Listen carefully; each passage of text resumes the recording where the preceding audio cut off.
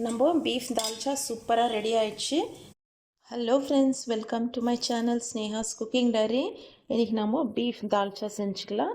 அதுக்கு நான் 1 கப் அளவு தூர் தால் எடுத்துக்கிறேன். எந்த கப்பில் தூர் தால் எடுத்துமோ அதே கப்பில் 1/2 கப் அளவு சென்னா தால் எடுத்துக்கலாம். இந்த 2 பருப்பும் நம்ம கழுவிட்டு ஒரு 1/2 ஹவருக்கு ஊற வச்சுக்கலாம். ரெண்டுத்தையும் நல்லா மிக்ஸ் பண்ணி வாஷ் பண்ணி ஊற வச்சுக்கலாம் 1/2 ஹவருக்கு. நம்ம பீஃபை பாயில் பண்ணிக்கலாம். அதுக்கு 1 ஸ்பூன் அளவு ஆயில் ஊற்றிக்கிறேன். நான் ஃபஸ்ட்டே பீஃப் எடுத்து வாஷ் பண்ணிவிட்டு கொஞ்சம் உப்பு தூள், மஞ்சள் தூள், மிளகாய் தூள் போட்டு மேரினேட் பண்ணி வச்சுருக்கேன்.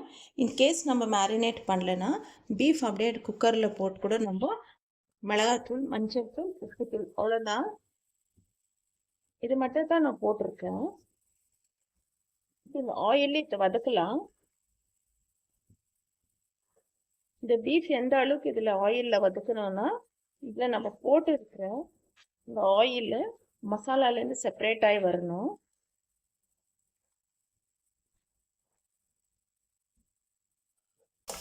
இது வதங்கட்டும். நம்ம பீஃபை ஆயில் செப்பரேட் ஆகிற வரைக்கும் இந்த தண்ணியிலே இது குக் ஆச்சு. இது ஒரு 15 மினிட்ஸ் இந்த மாதிரி குக் ஆச்சு. பாருங்க, நல்லா ஒரு 50% குக் ஆகிட்டு இருக்குது பீஃப். இதுலேயே ஆயிலும் நல்லா செப்பரேட் ஆகிருக்கு. உப்புத்தூள், மிளகாய்த்தூள், மஞ்சள் தூள் இதுதான் மேரினேட் பண்ணி போட்டேன். வேறு எதுவுமே போடல இன்னும்.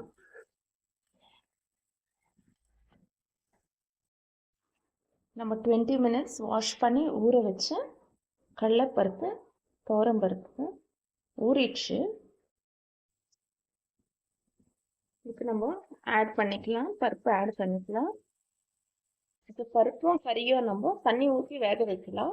1 கப் அளவு பருப்புனா 2 கப் இல்லைன்னா 3 கப் அளவு நம்ம தண்ணி ஊற்றணும்.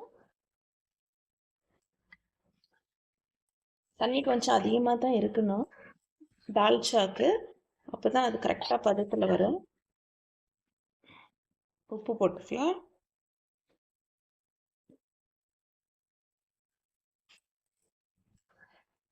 ஏன் ஃபஸ்ட்டு நம்ம மீட் நல்லா ஒரு 50% குக் பண்ணிவிட்டு அப்புறம் பருப்பு ஆட் பண்ணுறோன்னா, பருப்பு நம்மளுக்கு ஃபுல்லாகவே நம்ம நல்லா சாஃப்டாக குக் ஆகிறதுக்கு விடக்கூடாது. கொஞ்சம் பருப்பாக இருந்தால் தான் நல்லாயிருக்கும். அதனால் இப்போ நம்ம தண்ணி ஊற்றிட்டு க்ளோஸ் பண்ணி வைக்கலாம்.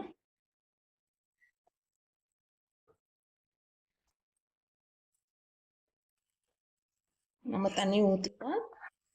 1 கப்பு பருப்புக்கு 2 கப் இல்லைன்னா 3 கப் அளவு தண்ணி ஊற்றிக்கணும்.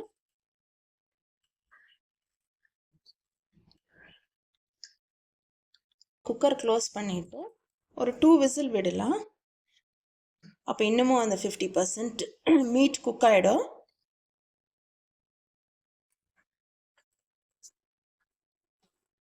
பருப்பு நம்மளுக்கு ரொம்ப ஸ்மாஷ் ஆகக்கூடாது.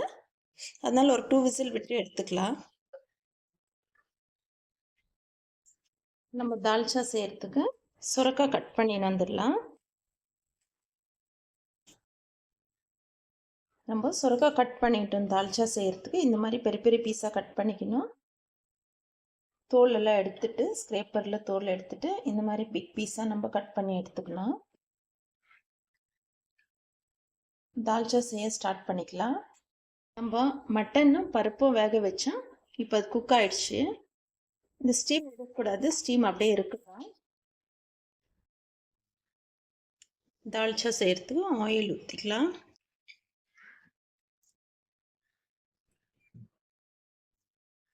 ஆயில் ஹீட் ஆனதும் ஒரு ஸ்மால் பீஸ் பட்டை எடுத்து வச்சுருக்கேன், அதை உடச்சி போட்டுக்கலாம். காஞ்ச மிளகாய் ஒரு 4 ஸ்மால் சைஸு, பெருசாக இருந்தால் 2 போட்டுங்க. ஒரு 3 ஏலக்காய், 3 லவங்கு, கொஞ்சமாக மிளகு, ஒரு 2 பெரிய ஆனியன் எடுத்து கட் பண்ணி வச்சுருக்கேன்.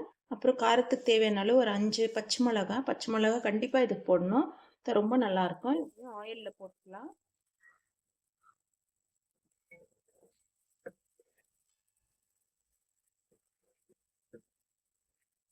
ஸ்பைசஸ்ஸு, பச்சை மிளகாய், வெங்காயம் வதங்கட்டும்.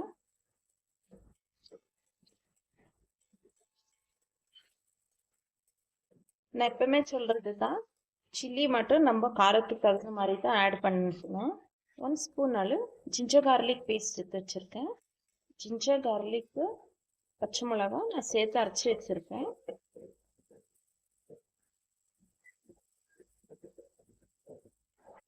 ஜிஞ்சர் கார்லிக் ரா ஸ்மெல் போன பிறகு நம்ம மசாலாஸ் போட்டுக்கலாம்.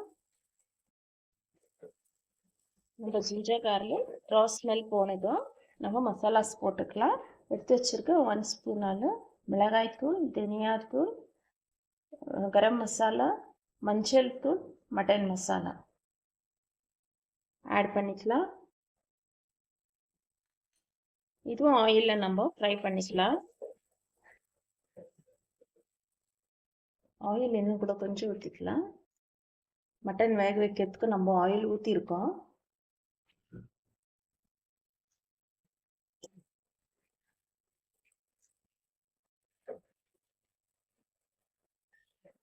இப்போ மசாலாஸ் எல்லாம் ஆயிலில் ஃப்ரை ஆயிடுச்சு. நான் ரஃப்பாக சாப் பண்ணி வச்சு 2 மீடியம் சைஸ் டொமேட்டோஸ் போட்டுக்கலாம்.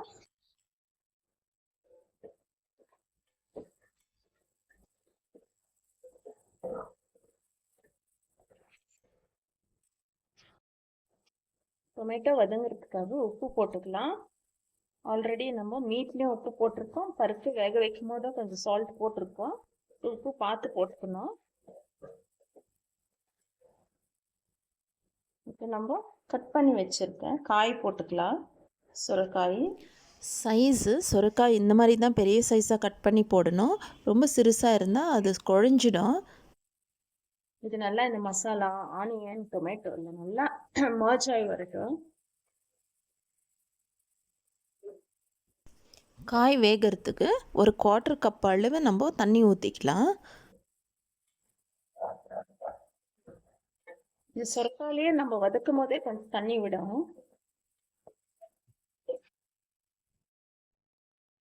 நம்ம பருப்பு மீட் வேக வச்சோம், பீஃபு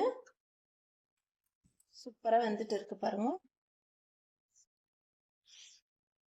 இப்படித்தான் இருக்கணும். ரொம்ப பருப்பு அதிகமாக வெந்துடுச்சுன்னா டேஸ்ட் இருக்காது. இப்படி இருந்தால் தான் டேஸ்ட்டு. நம்ம இப்படியே கொஞ்சம் கரண்டியில் மிக்ஸ் பண்ணி விடலாம்.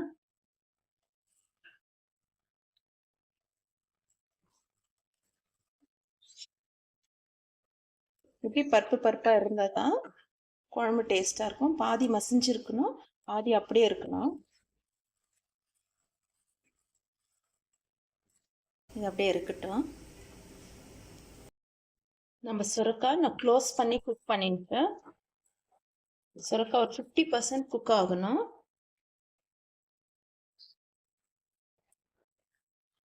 மசாலா சுரைக்காய் இதெல்லாம் நல்லா மர்ஜ் ஆயிடுச்சு. இந்த ஸ்டேஜில் நம்ம எடுத்து வச்சுருக்க புதினா போட்டுக்கலாம்.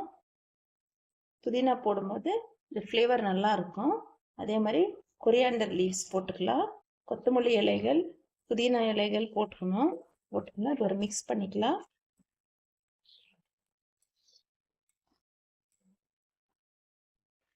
இப்போ நம்ம பாயில் பண்ணியிருக்க பீஃபு தால் எடுத்து ஊற்றிக்கலாம். நான் ஒரு 2 விசில் தான் விட்டேன் பருப்பு வேகிறதுக்கு. ஊற்றிக்கலாம் எல்லாத்தையும்.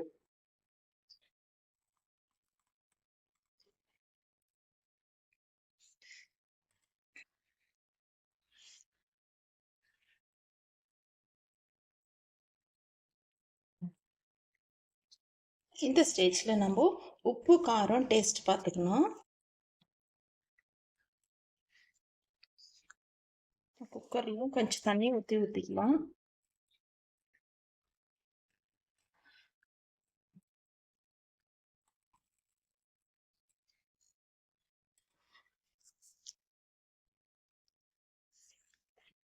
இப்போ நம்ம தால் பீஃபு எல்லாம் போட்டுட்டோம்.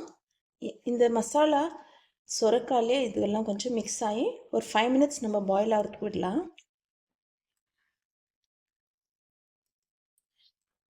நம்ம பருப்பு பாருங்க கொஞ்சம் இப்படி தான் இருக்கணும். அதுக்கு ரொம்ப நம்ம போட்டு குக்கரில் வேக வச்சு ஸ்மாஷ் பண்ணிடக்கூடாது. ஃபஸ்ட்டு மீட் குக் பண்ணிக்கணும். அப்புறமா அது 50% குக் ஆன பிறகு நம்ம அதிலே தால் போட்டு குக் பண்ணி தான் இதில் மிக்ஸ் பண்ணணும். இது ஒரு 5 மினிட்ஸு லோ ஃப்ளேமில் வச்சுட்டு நம்ம பாயில் ஆகிறதுக்கு விடலாம். லாஸ்ட்டாக நம்ம எல்லாம் மிக்ஸ் பண்ணிட்ட பிறகு புளி ஒரு சின்னதாக நெல்லிக்காய் சைஸ் அளவு புளி எடுத்து வச்சுருக்கேன். அந்த புளி தண்ணி ஊற்றிக்கலாம்.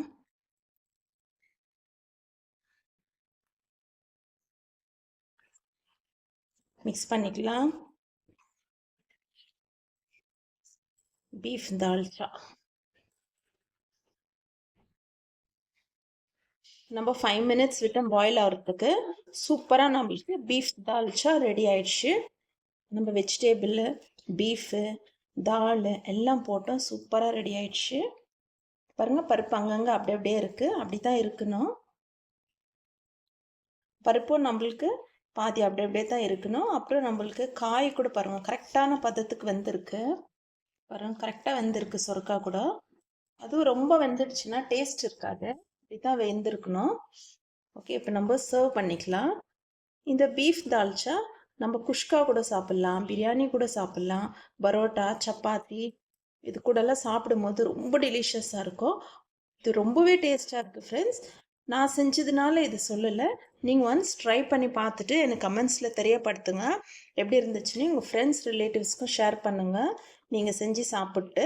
ஆனால் இதே மெத்தடில் நீங்கள் செஞ்சு பாருங்கள். பீஃப்னு இல்லை, நம்ம மட்டன், சிக்கன் கூட இதே மெத்தடில் நம்ம செய்யலாம். வீட்டில் பீஃப் இருந்ததுனால நான் பீஃப் போட்டு செஞ்சேன். மட்டன், சிக்கன் கூட நம்ம இதே மெத்தடில் செய்யும் போது டேஸ்ட் இன்னும் அமேசிங்காக இருக்கும். பீஃப் தால்ச்சா சர்வ் பண்ணிக்கலாம். இந்த பச்சை மிளகா நீங்கள் கண்டிப்பாக போட்டு செய்யுங்க ஃப்ரெண்ட்ஸ். அப்போ தான் அது எக்ஸ்ட்ரா டேஸ்ட் இருக்கும்.